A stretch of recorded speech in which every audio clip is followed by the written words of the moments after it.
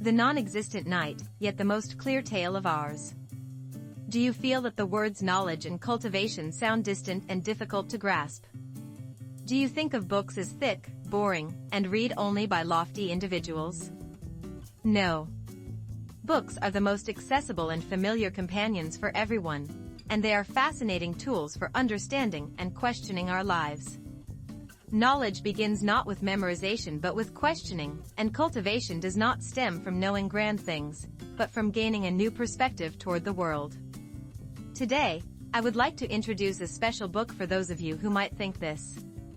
It is the novel The Non-Existent Night by the great Italian writer Italo Calvino. This book already feels unusual in its title, A Non-Existent Night. Just what kind of story could this be?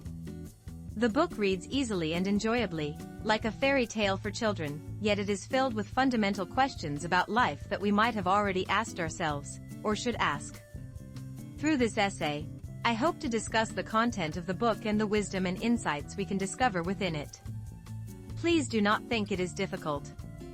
Simply listen carefully to the story I share, and feel whether any seeds of questions take root in your hearts. 1. Shouting Existence from the Empty Armor, an invitation to the world of the non-existent night. While The Non-Existent Night by Italo Calvino takes the form of a medieval fantasy novel, its content is profoundly modern and philosophical. The story begins in the army of Charlemagne. While reviewing the knights before battle, Charlemagne is astonished by a knight's perfect armor, only to discover the shocking reality that there is no one inside at all. This knight, the protagonist of the book, is named Agilolfo. Agilolfo is a being without a physical body. He lives and proves his existence solely through his will, discipline, and existential obsession within the empty armor.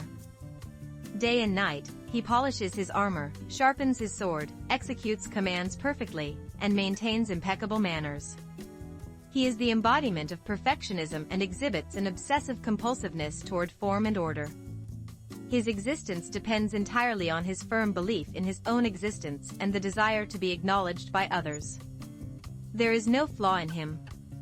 However, in Charlemagne's army, there is another starkly contrasting character named Gergelou.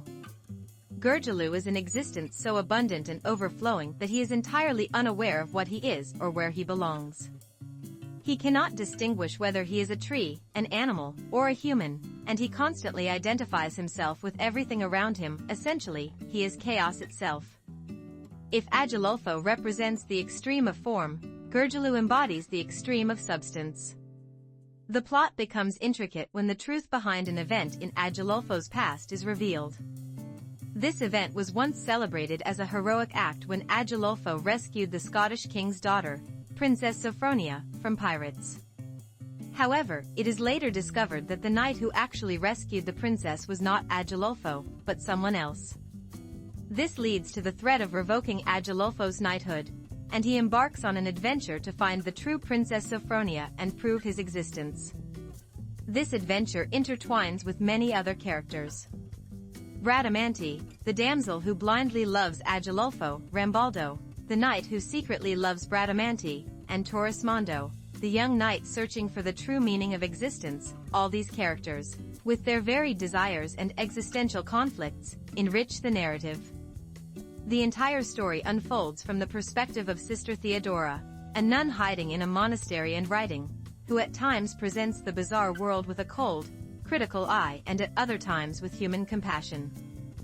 Thus, the non-existent night may wear the shell of a medieval knight's adventure, but beneath it lie deep philosophical questions: existence versus non-existence, form versus content, will versus instinct, and the exploration of identity. 2. Questioning the meaning of existence, the questions raised by the empty armor. Now, let us consider what questions we can ask ourselves and our society through the lens of this empty armor. The first and strongest insight this book offers is the question: what is existence? 2.1. Existence without a body. What makes us exist? Agilolfo has no body. He lives solely through his strong will to believe he exists and his desire to be recognized by others. At this point, we begin to question ourselves: what truly makes us exist? Can we say we exist simply because we are breathing and moving? In our lives, We perform many roles: employees, parents, students, professionals with titles. Sometimes we mistakenly believe these labels define our entire being. We strive to appear perfect as a worker, or to be the ideal parent, much like Agilolfo upholding the form and discipline of a perfect knight. But behind these roles and labels, who is the real me? Could there be an empty space within us, just like Agilolfo? This book continually questions whether we truly exist. Is our existence tied to our physical body, or to our will, thoughts, actions, and relationships with others? Sometimes, we feel our body is present but our mind is elsewhere, or that we are simply going through life without purpose.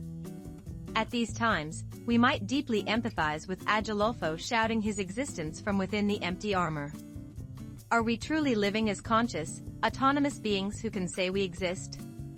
2.2. The paradox of form and content: the other side of perfection. Agilolfo embodies the perfection of form. He always maintains the correct posture, uses precise language, and strictly follows all rules. His armor is always spotless, and his swordsmanship is flawless. Yet within this perfect form, there is no substance at all. He feels no love, sadness, or joy because emotions do not exist for him. In contrast, Gergely is chaos and abundance of content. He experiences everything and identifies with everything, yet he lacks any form to integrate these experiences. He cannot recognize himself as a subject and constantly changes. What about our lives? Do we often get trapped in the form demanded by society? We strive for a successful life, happy family, or good person, suppressing our true feelings and desires for these forms. Even if our lives seem perfect on the surface, if they lack genuine satisfaction and joy, we are no different from Agilolfo, wearing an empty armor. This book reveals a paradox: neither form nor content alone is sufficient for a complete existence. Perfect form gains meaning only when filled with content, and rich content shines only when given an appropriate form. Perhaps the process of balancing form and content within ourselves is the journey toward becoming a true, living being. 2.3. The journey of identity: who am I? Another character in the book, Torresmondo, is a young knight searching for the secret of his birth. He seeks to understand where his existence originates and what he truly is.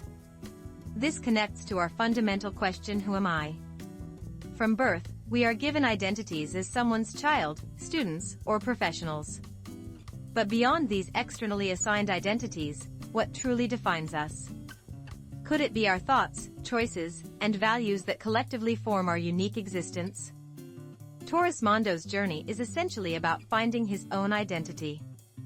The book quietly tells us that we must listen to the voice from within and seek our true selves beyond societal expectations and roles. 3. Questions for our lives: the troubles and reflections of modern individuals. The non-existent knight does not merely stay as a medieval knight's tale, it deeply resonates with us in the 21st century.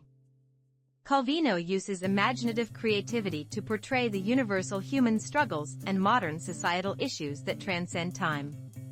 3.1. Dehumanization and alienation in modern society. Modern society, like Agilolfo, prioritizes form and efficiency. Companies demand optimized roles from employees, and individuals often feel like parts of a machine. We follow manuals, make decisions based on data, and value logic over emotions.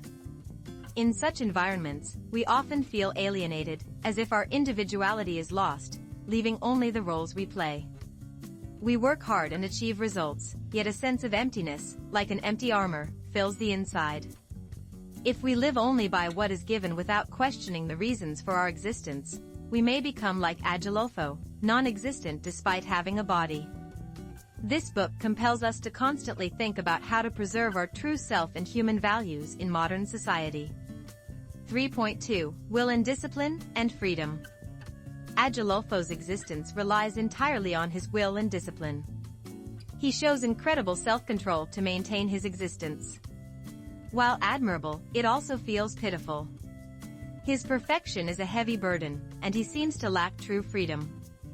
We, too, impose many disciplines and goals on ourselves: I must diet, I must succeed, I must become a better person. These willpower and discipline are essential for growth. Yet at times, they become chains that constrain us. Have you ever felt the emptiness and hollowness after chasing only goals and achieving them, like Agilolfo? This book asks us, what are our will and discipline directed toward? Is true life and freedom waiting at the end, or are we simply making meaningless efforts to sustain an empty armor? 3.3. The Power of Stories: Narratives that Create and Recreate Existence. The story unfolds through Sister Theodora, who writes her experiences as a narrative. Her storytelling interprets the characters' actions and at times even creates their existence. Through this narrative style, Calvino shows the immense power of stories and narratives in defining and creating our existence. We constantly create and tell stories about ourselves. I am this kind of person. I have this kind of experience. Our lives consist of countless stories, which shape our identities and give meaning to our existence. Conversely, a life without stories can become empty. What story are we telling ourselves? Is it positive and hopeful, or negative and pessimistic? This book reminds us that our existence can change depending on which stories we choose and create. 4. The new perspective reading offers. Cultivation is not far away. Here are the reasons why I recommend The NonExistent Night to those who think knowledge and cultivation are distant. First, it is easy and enjoyable to read. Calvino presents complex philosophical themes in a fascinating, fairy tale-like narrative. The adventures of knights, love and betrayal, and humorous situations keep the reader engaged. It is a book that can approachably introduce readers to reading or rekindle their interest. Second, it makes you ask questions by yourself. The book does not offer answers but instead encourages readers to question themselves. Why do I believe I exist? What constitutes my identity? Is my life form-driven or filled with content? This process of self-questioning is the beginning of true knowledge and cultivation. The story acts as a mirror that allows us to reflect on our own lives. Third, it stimulates imagination. The imaginative concept of a non-existent night expands our imagination infinitely. Through unrealistic scenarios, we gain deeper insights about reality. Imagination is essential for generating new ideas, solving problems, and perceiving the world in diverse ways. This book will open the door to such imagination. Fourth, it broadens our understanding of others.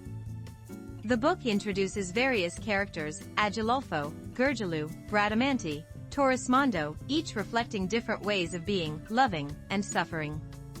Through their stories, we gain insight into different life philosophies and values, and develop empathy for others' struggles. This ability to understand others is invaluable for deeper interpersonal connections. Knowledge and cultivation are not solely for the privileged few. They bloom from curiosity about life, an open heart toward the world, and the courage to keep questioning. The Non-Existent Night encourages this courage and opens a window to the diverse facets of life we might have overlooked. 5. Filling the empty armor within us. The Non-Existent Night makes us see ourselves in Agilolfo, who lives wearing an empty armor, and in Gergelu, who is lost in chaos. Through these characters' stories, it continuously asks us, how should I truly exist? Reading is not just about reading words. It is a process of dialogue with the writer's thoughts, empathy with characters in the book, and ultimately, a conversation with ourselves. Italo Calvino's The Non-Existent Night is an excellent invitation to begin this conversation. If you ever feel an inexplicable emptiness in your life, or doubt who you are and why you live, I recommend you open this book. Perhaps the story of the knight and the empty armor will offer unexpected comfort, new questions, and small clues to fill the void within your existence. Knowledge and cultivation are not distant. If you read this essay and even hold a tiny curiosity about this book, that is already the first step toward knowledge and cultivation.